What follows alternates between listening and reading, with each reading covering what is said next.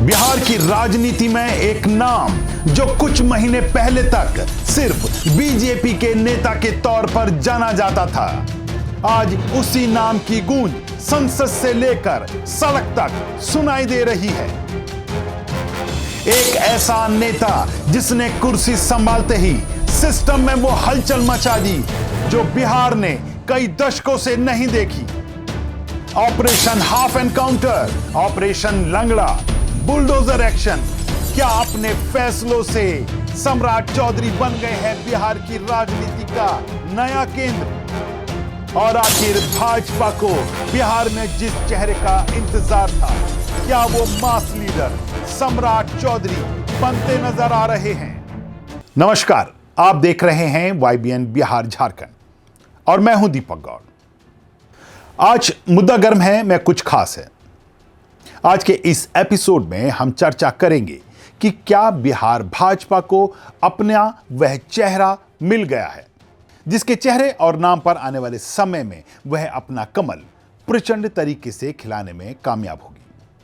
आज हम बात करेंगे कि सरकार गठन के इस शुरुआती दिनों में ही आखिर जो फैसले बिहार के गृह मंत्री लेते दिख रहे हैं, वह न केवल उन्हें भाजपा को एक बड़े नेता के रूप में स्थापित करने की जुगत है, बल्कि बिहार के पुराने दौर को बदलने की भी एक दमदार शुरुआत नजर आती है।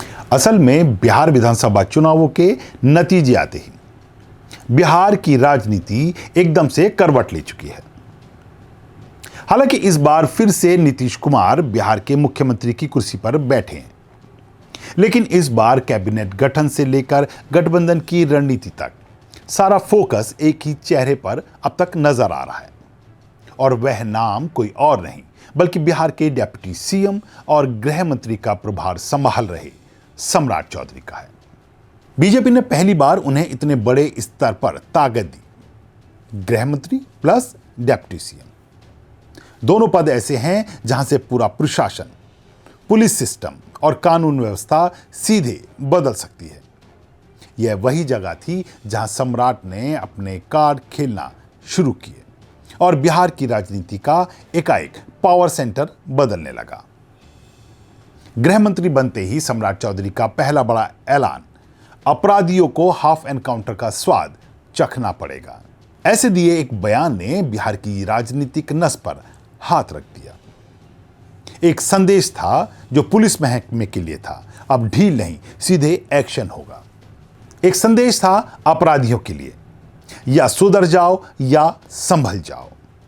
और जनता के लिए संदेश था कि बिहार बदलने वाला है। और जनता ने भी पहली बार बिहार के किसी गृह मंत्री को इतना साफ बिना घुमाए फिराए बोलते देखा। अभी बयान जुबान से निकला ही था कि सड़क पर नजर आया सम्राट चौधरी का ऑपरेशन लंगड़ा, यानी बिहार के कुख्यात फरार अपराधियों को पकड़ने, दौड़ने और पैर में गोली मारकर निष्क्रिय करने की एक नीति। इसका पहला शिकार बना कई मामलों में वांछित अपराधी शिकारी राय। बता दें कि बिहार में पुलिस को ऐसा राजनीतिक सपोर्ट बहुत कम नेताओं ने दिया है। मौका मिलते ही सम्राट ने मंच से कहा, बिहार में अपराधियों की जगह जेल है, सड़क नहीं। यह लाइन सोशल मीडिया पर वायरल हो रही है। इसने उनकी छवि को एक नेता नहीं बल्कि एक एक्शन हीरो के रूप में बदलना शुरू कर दिया है। तो क्या सही में सम्राट चौधरी बिहार के एक नए और जनता के चहेते नेता के तौर पर उभरते देखे जा रहे हैं? जी हां, सोशल मीडिया पर उन्हें लेकर पोस्ट तो कुछ ऐसा ही कहती है। बिहार में पहली बार बड़े पैमाने पर बदमाशों, बाहुबलियों और अपराधियों की अवैध संपत्तियों पर बुलडोजर चलना शुरू हुआ है।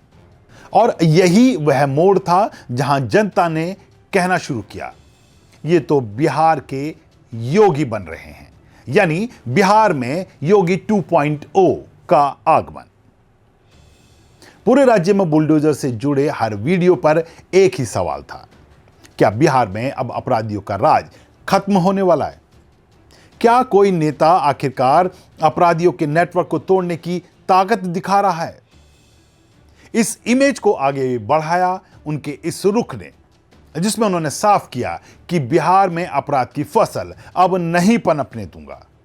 अब सिर्फ सड़क पर जनता के बीच ही नहीं, सम्राट चौधरी ने बिहार विधानसभा में भी अपनी छाप छोड़ दी है। इस बार के उनके कार्यकाल के शुरुआती दिनों में ही सदन में उनके बयान तेज, तर्कपूर्ण और बेबाक नजर आ रहे हैं। उन्होंने विपक्ष को खुले मन से चुनौती दी, अपराधियों और भ्रष्टाचार पर जीरो टॉलरेंस की नीति दोहराई, विकास और कानून व्यवस्था को नया फ्रेम दिया और सबसे महत्वपूर्ण, बिहार बीजेपी की आवाज को बुलंद किया।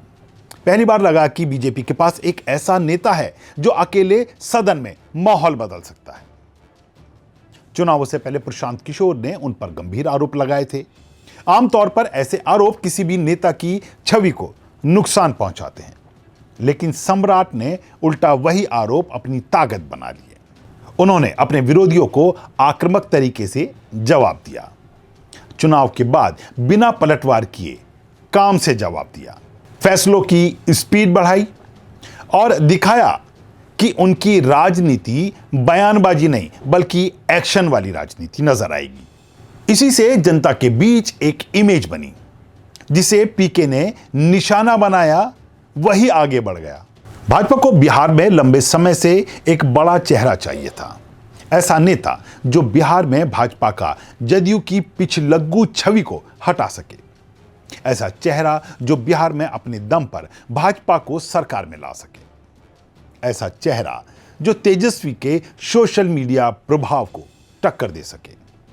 नीतीश के अनुभव जितनी गंभीरता उसमें नजर आए और योगी जितनी एक्शन छवि बनाए और बिहार के युवा वर्ग में अपना ब्रांड बना ले।